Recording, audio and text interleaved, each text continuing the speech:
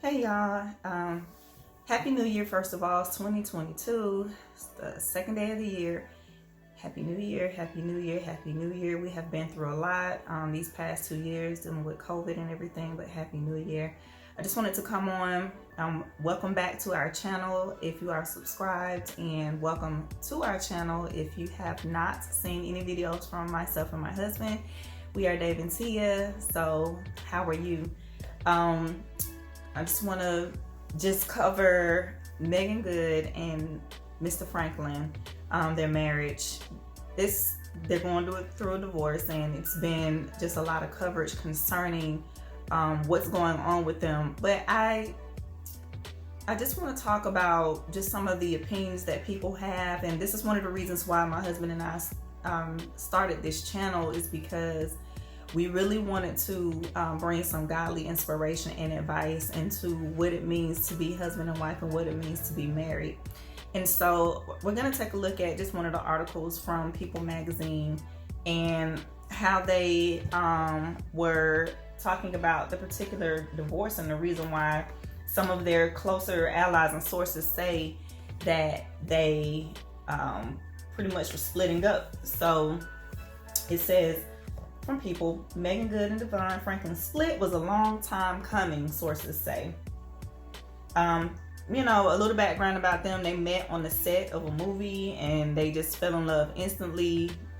They were talking about celibacy. They even wrote a book about what it means to wait before you get married, which is all true. You definitely, need to wait before you get married, practicing celibacy, even though, in today's society it's hard to do that. But it says Meagan Good and DeVon split may not have been a surprise to those who knew them. After the Harlem actress, who's 40, and the preacher, 43, announced their decision to divorce on Tuesday after 9 years of marriage, a source tells People that Good and Franklin's breakup was a, quote, long time coming, close quote. Their work schedules often kept them apart, and they just haven't been spending a lot of time together this year, the sources say. When they did have time in their schedules, it often just be hours that they would be able to spend quality time together.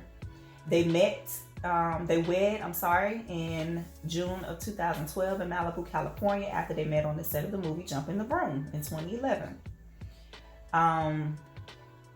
It says that they moved really quickly. They moved fast when they first got together, and DeVon fell super hard for her. Like I said, they fell madly in love with each other. It's sad, but it's been a long time coming. So this is some of the things that I keep hearing people say, especially believers. Like, I've seen Christians literally come on and judge. Let me lock my screen real quick so that judge, I call it judgment, honestly, because we're talking about here two individuals that have ended their marriage. They're almost a decade's worth long of marital institution, and they are under scrutiny pretty much right now. There are a lot of people that are saying it's been a long time coming, and the reason why is because Meagan, she did not fit the role of a first lady, because he is a pastor as well. The article did not mention that. Even though he's an executive producer, he is a pastor, and there's a certain way that you have to carry yourself when you are a pastor's wife and when you're in the role of Christianity. So this is one of my issues that I have, because I am a Christian. I do believe in Jesus Christ. I believe he died on the cross. I have a problem with Christians and just the way that you expect the world to talk about people, in a certain manner, but you don't expect Christians, because now your words are not coming off with the love of God.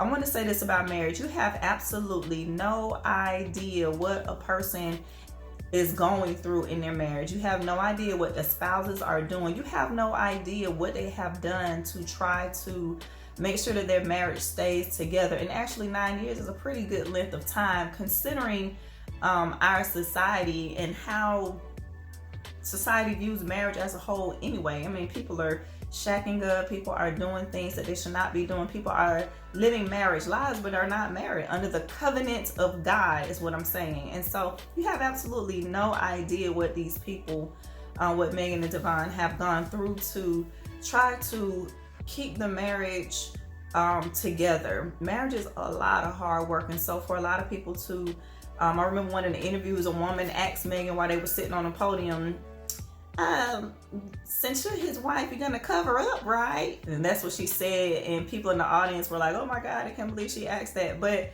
she literally asked Meagan if she's gonna cover up, and DeVon came to her rescue and just was like, no, you're not gonna talk to my wife like that. She can dress however she wants to dress.